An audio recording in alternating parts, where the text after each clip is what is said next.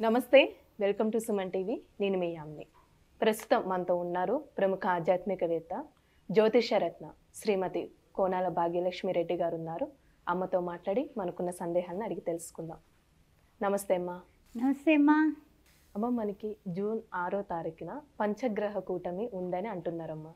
అయితే ఈ పంచగ్రహ కూటమి వల్ల ఏదైనా ప్రమాదాలు కానీ ప్రళయాలు కానీ వచ్చే అవకాశం ఉందంటారా?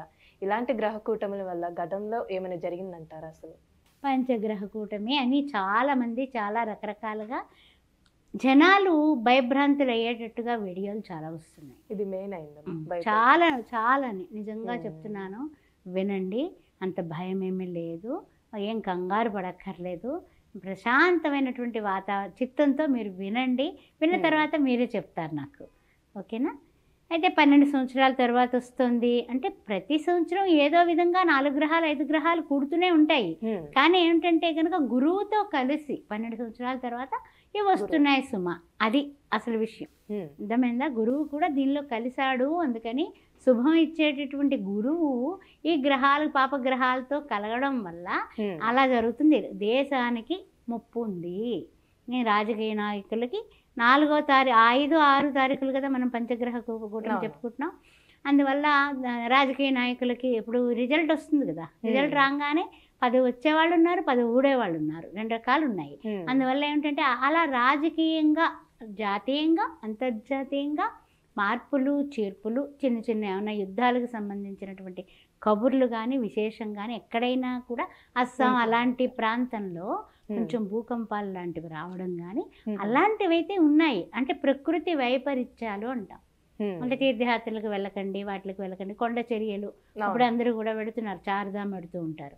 అలాంటి వాళ్ళు కొంచెం ఇబ్బందులు పడుతున్నారు, మనం కూడా వింటున్నాం కదా. అలాంటి వాటికి కొంచెం దూరంగా ఉండండి 5, 6 తారీఖుల్లో. అంతేగాని అంతకంటే విపరీతంగా మొత్తం అంతా కూడా మనం ఇలా చేతులు కట్టుకుని కూర్చోవాలని అదేం కాదు. 5, 6 తారీఖుల్లో జాగ్రత్తగా ఉండండి. సరే, మనకి బాగానే ఉంది. 5 గ్రహాలు 1 రోజు 2 రోజు కలిసి ఉంటాయమ్మా. తర్వాత 5, 6 తారీఖుల తర్వాత చంద్రుడు మారిపోతాడు. 4 గ్రహాలు ఎప్పుడు ఉంటాయి కదా. చతుర్థ కూటమి అనేది కామన్. ఇంకా అందువల్ల అంత పర్వాలేదు. కానీ ఏంటంటే ఒక్క నిమిషం గుర్తుపెట్టుకుంటే మనకి 5 గ్రహాలు కలిసినప్పుడు జరిగేటటువంటి ఏంటంటే కనుక అద్భుతమా మంచా చెడా అని అనుకుంటే కనుక ఆ 2 రోజులు ముఖ్యమైన నిర్ణయాలు తీసుకోకుండా ఉంటే చాలా మంచిది. క్రయ విక్రయాదులు ఆపుకుంటే మంచిది. బళ్ళ మీద, కార్ల మీద అటా స్పీడ్గా నడుపుకోవడాలు తగ్గించుకోవడం మంచిది.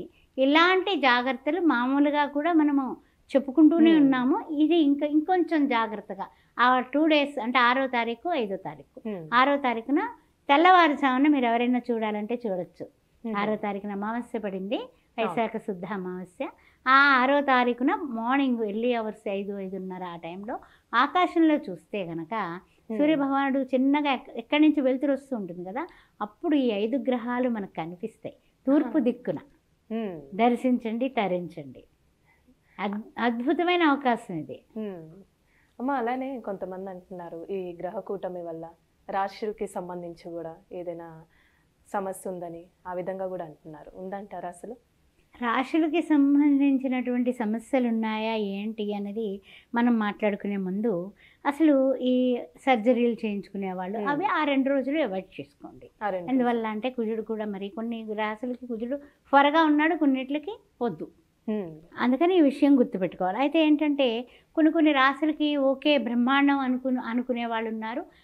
అందువల్ల మనకి రాశులకి ఎలా ఉంటుంది ఈ పంచగ్రహ కూటమి అనే విషయాన్ని అంటే అందరికీ కూడానమ్మా అన్నీ ఇప్పుడు ఇదివరకటి కన్నా కూడా జ్యోతిష్య శాస్త్రాన్ని అన్ని రకాలుగానే కూడా తెలుసుకోగలుగుతున్నారు. అందువల్ల మాట్లాడేటప్పుడు ముఖ్యంగా వృషభ రాశి వారు, మేషరాశి వారి 2 రోజులు చాలా పొదుపుగా హితంగా మితంగా మాట్లాడాలి. ఆ విషయం గుర్తుపెట్టుకోండి. అయితే ఏంటంటే కనుక ముఖ్యంగా ఏమిటంటే ప్రజలకు తృప్తి కలిగే వాళ్ళు ఉన్నారు, అసంతృప్తి పడేవాళ్ళు కూడా ఈ పంచగ్రహ కూటమి వల్ల కొంచెం ఈ రాశుల్లో ఉన్న వాళ్ళు ఉన్నారు. అందుకని ముందు మేషరాశి నుంచి మనం మొదలు పెట్టుకుని చక్క 1 మినిట్ ప్రతి విషయం కూడా 1 మినిట్లో మనం పూర్తి చేస్తున్నాం. మేషరాశి వారికి ద్వితీయంలో పంచగ్రహ కూటమి ఏర్పడుతుంది.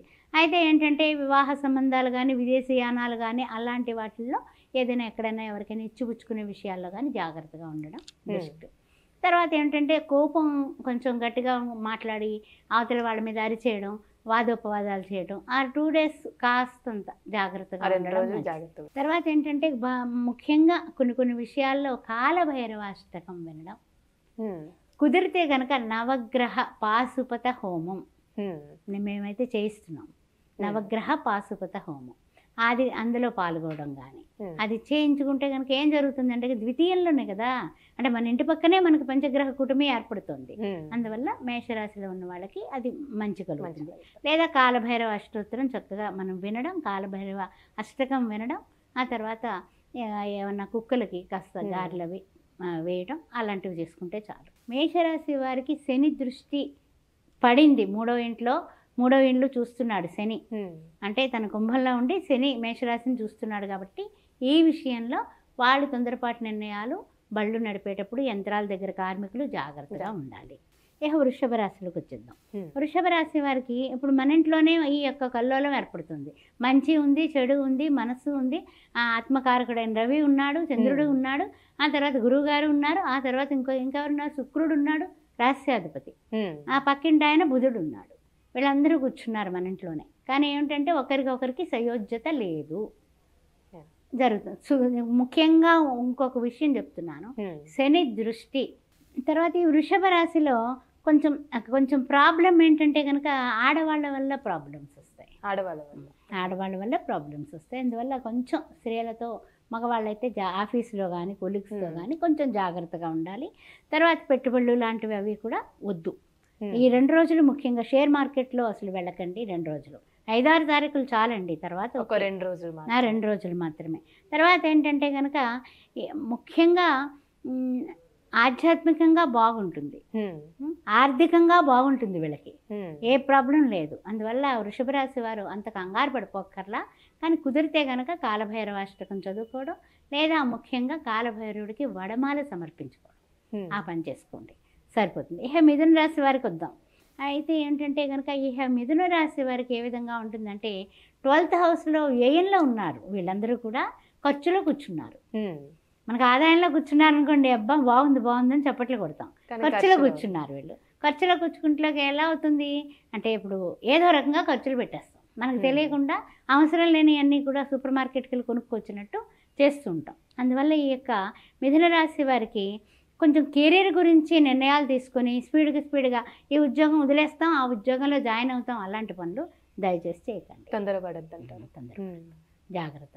తర్వాత వీడు మనవాడే కదా, పెట్టుబడి పెట్టేద్దాం, లేకపోతే చేబదులు ఇచ్చేద్దాం, తిరిగి రావు. అందువల్ల కొంచెం ఆ విషయాల్లో జాగ్రత్తగా ఉండండి. తర్వాత ఖర్చుల విషయంలో కూడా మీరు జాగ్రత్తగా ఉండండి. కాస్త ముక్తసరిగా ఉంటే అన్ని విధాలా బాగుంటుంది. తర్వాత ముఖ్యంగా ఏంటంటే కనుక కొన్ని విషయాల్లో, ఆస్తుల విషయాలు కూడా మార్పులు చేర్పులు చేయకండి. తర్వాత ఇంకా మనము ఇక సూర్యారాధన చేస్తే చాలా బాగుంటుంది. మిథున రాశి వారు సూర్యారాధన చేసుకోవాలి. రవి, మిత్ర, సూర్య, కాఘ, భాను, పూష, హిరణ్యగర్భ, పోనీ ఆదిత్యాయ నమః అనుకోమనండి, చాలు. సరే, ఆరోగ్యం కూడా జాగ్రత్తగా చూసుకోవాలి. ఆ తర్వాత 12th హౌస్లో సూర్యుడు ఉన్నాడు కాబట్టి, లేకపోతే ఓకే. కర్కాటకం వాళ్ళు, వీళ్ళకు బాగుంది. గుడ్ అంటే గుడ్. అయితే ఎలాంటి గుడ్డు అంటే కనుక ఏదో చూడండి, ఇప్పుడు వరకు అష్టమ శనితో మేము చూస్తున్నాము, మేము బాధపడుతున్నాము, మాకేమిటి గుడ్డు అంటే కనుక వీళ్ళకి ఏంటంటే కనుక లాభస్థానంలో, అంటే 11వ, అంటే ఇప్పుడు ఇందాక ఏం చెప్పాం, ఖర్చు స్థానం మిథునం వాళ్ళకి, వీళ్ళకి లాభస్థానంలో 5 గ్రహాలు కలిసాయి. అందువల్ల ఆదాయం బాగుంటుంది. కర్కాటక రాశి వారికి ఆదాయం బాగుంటుంది. ఆ తర్వాత ఏంటంటే కనుక ఆర్థికంగా ఉన్నతి, ఎదుగుదల, వీటి వల్ల కూడా వీళ్ళకి ఎప్పుడైనా సరే ఏదైనా కొనాలన్నా డబ్బులు, ఏ భూమి సౌగ్గా వచ్చిందని చెప్పారనుకోండి, వాళ్ళు ఊరికే ఇస్తానన్నా 5-6 తారీఖులో నిర్ణయాలు తీసుకోకండి, జాగ్రత్తగా ఉండండి. అంతే, అంతకన్నా ఇంకేం లేదు, మీకు చాలా బాగుంటుంది. తర్వాత సుబ్రహ్మణ్య ఆరాధన చేసుకోండి. గోవుకి ఏదైనా సరే గ్రాసానికి డబ్బు కట్టేయండి. అన్ని విధాలా ఇంకా యోగక్షేమం అంటే ఇంకా ఎక్సలెంట్ యోగక్షేమం, మీకు అన్ని విధాలా బాగుంటుంది. శని భగవానుడికి ఎప్పుడు చేసుకుంటూనే ఉంటారు కదా, శనివారం నాడు భోజనం దానం, అది చేసుకోండి. తర్వాత ముఖ్యంగా సింహరాశిలోకి వెళ్ళిపోతాం. సింహరాశి వారికి పర్వాలేదు, ఓకే అంటూ ఉంటాం కదా మనం, అటు ఇటు కాకుండా ఓకే. అగ్రిమెంట్స్, మధ్యవర్తిత్వాలు, నేనున్నాను కదా మీరు ఇచ్చేసేయండి, నేను సంతకం పెడతాను, ఇలాంటి తలకాయ నొప్పుల జోలికి వెళ్ళకండి.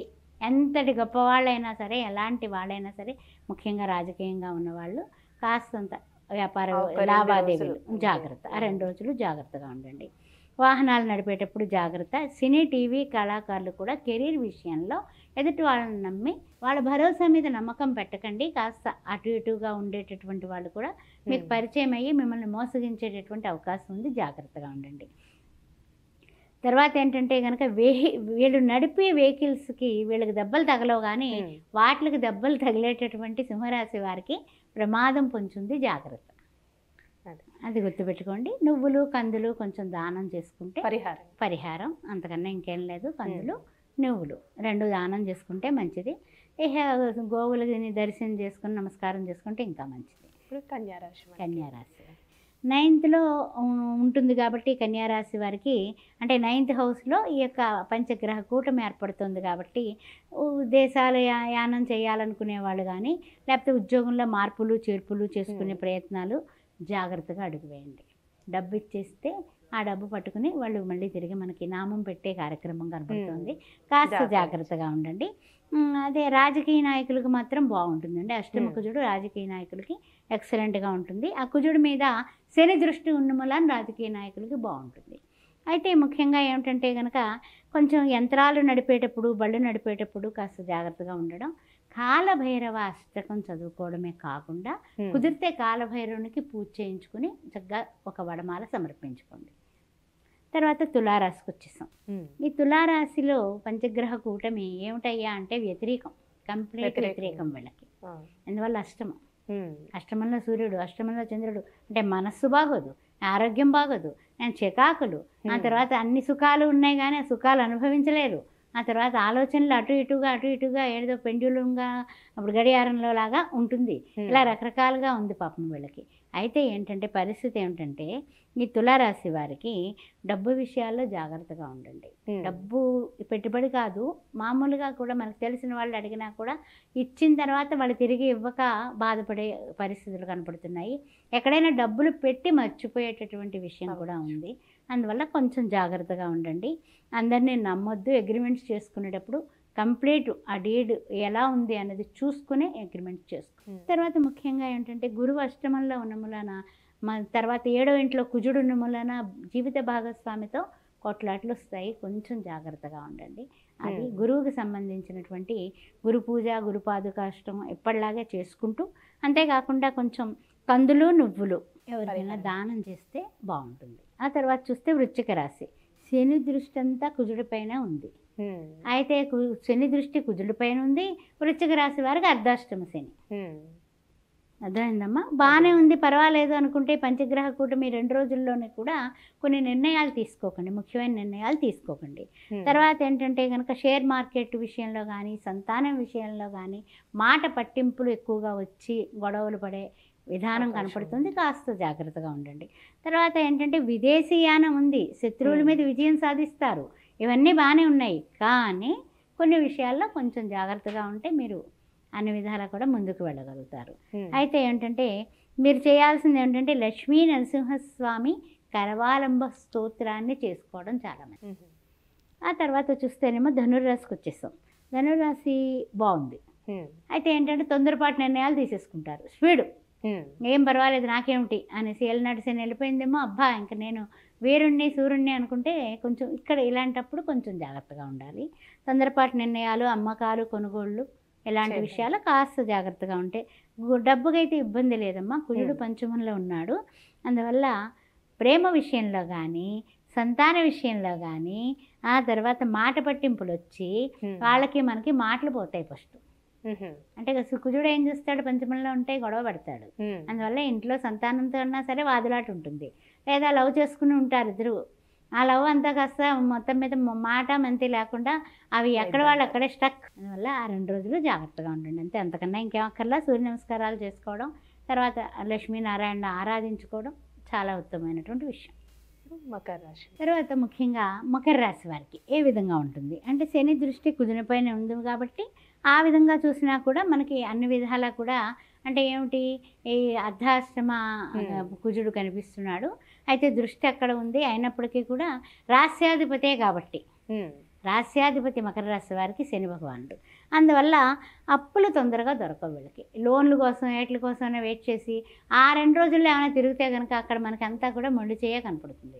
అందువల్ల కాస్త జాగ్రత్తగా ఉండండి అంతే, అంతకన్నా ఇంకేం లేదు. తర్వాత పెట్టుబడులు కానీ ఉద్యోగం మార్పులు కానీ ఏదో మారిపోదాం లేకపోతే అవకాశం వచ్చింది కదా అని అంతవరకు బాగానే ఉంటారు. అప్పటికప్పుడు నిర్ణయాలు తీసేసుకుంటారు. అలాంటివి చేయబాకండి. అవి చేయకుండా ఉంటే సరిపోతుంది. ఆడవాళ్ళతో పరిచయాలు ఆల్వేజ్ బీ కేర్ఫుల్, అది మీకు అంతా కలిసి రాదు, అది గుర్తుపెట్టుకోండి. తర్వాత ఏంటంటే ఉద్యోగంలో కూడా చిన్న చిన్న ఇబ్బందులు ఉంటాయి, అయినప్పటికీ కూడా ఆగండి, తర్వాత నిర్ణయం తీసుకుందరు కానీ. సూర్యారాధన చేసుకోండి, అన్ని విధాలా బాగుంటుంది. ఇక తర్వాత కుంభరాశి వారికి వ్యతిరేకత మాత్రం చూస్తేనేమో కొంచెం కనపడుతుంది, పాజిటివ్నెస్ ఏమో ఎక్కువ కనపడుతుంది వీళ్ళకి. కానీ కూడా ఏంటంటే సంతానం విషయంలో కానీ ప్రేమ విషయంలో కానీ వీళ్ళకి బాగానే ఉంది. అండ్ ఇందువల్ల ఈ కుంభం నుంచి శని భగవానుడు కుజుడిని చూస్తున్నాడు, పంచగ్రహ కూటమిని చూస్తున్నాడు. పంచగ్రహ కూటమి 4వ ఇంట్లో ఉంది, 3వ ఇంట్లో కుజుడిని చూస్తున్నాడు. అందువల్ల కొన్ని విషయాలు బాగున్నాయి, బలం ఉంటుంది వీళ్ళకి. ధైర్యే సాహసే లక్ష్మి అన్నట్టుగా వీళ్ళు కుంభరాశి వాళ్ళు ధైర్యంగా ఉంటారు. 5-6 తారీఖుల్లో కూడా వీళ్ళు ధైర్యానికి ఏమి ఎవరు పక్కకు గంటలేరు. నేను ముందుకు దూసుకుపోతానంటాడు. వాళ్ళ కుజుడు అక్కడ సైన్యాధ్యక్షుడు కదా, అది సంగతి. అగ్రిమెంట్స్ కొంచెం ఆ విషయాల్లో జాగ్రత్తగా ఉండండి. రియల్ ఎస్టేట్ రంగంలో వాళ్ళు కొంచెం జాగ్రత్త. తర్వాత ఏంటంటే వర్క్స్ కొంచెం లేట్ అవుతూ ఉంటాయి, అది కామనే కదా, మనకు తెలియని విషయం ఏముంది. బళ్ళు నడిపేటప్పుడు కూడా కొంచెం జాగ్రత్తగా ఉండండి. సుబ్రహ్మణ్య ఆరాధన చేసుకోండి, అన్ని విధాలా బాగుంటుంది. తర్వాత చూసినట్లయితే కనుక ఇక లాస్ట్ అండ్ లీస్ట్ మీనరాశి. తర్వాత ఏంటంటే మీనరాశి వారికి ఏం జరుగుతుంది అంటే కనుక కొంచెం వ్యతిరేకమే ఎక్కువ కనిపిస్తుంది. ముఖ్యంగా ఏమిటంటే కనుక ఎలాగ ఉంటుంది ఏమిటి అంటే కనుక గృహంలో కొన్ని మార్పులు జరిగేటటువంటి విధానం కనిపిస్తుంది. ఆ తర్వాత ధైర్యం అయితే బాగానే ఉంటుంది. 2వ దాంట్లో ఏంటంటే కుజుడు ఉన్న మూలాన, ద్వితీయంలో కుజుడు మూలాన కాస్త ధైర్యంగానే ఉంటారు, మాట కూడా స్పీడ్గానే వస్తుంది ఇదివరకటి కన్నా కూడా. ఈ ముఖ్యంగా చెప్పాలంటే కానీ తొందరపాటు నిర్ణయాలు కానీ వాహనాల విషయంలో కానీ తర్వాత ఉద్యోగంలో మార్పులు కానీ ఈ నెల అసలు చేయబాకండి, నెలే చేయకండి, అసలు చాలా జాగ్రత్తగా ఉండండి, ఈ నెలే చేయొద్దు. అందువల్ల అంటే కొంచెం ఇంచుమించు ద్వితీయంలో కుజుడు ఉండడం వల్ల స్పీడ్గా ఉంటారు మీరు, ఆ స్పీడ్తో కొంచెం తలకాయ నొప్పులు ఎక్కువ అవుతాయి.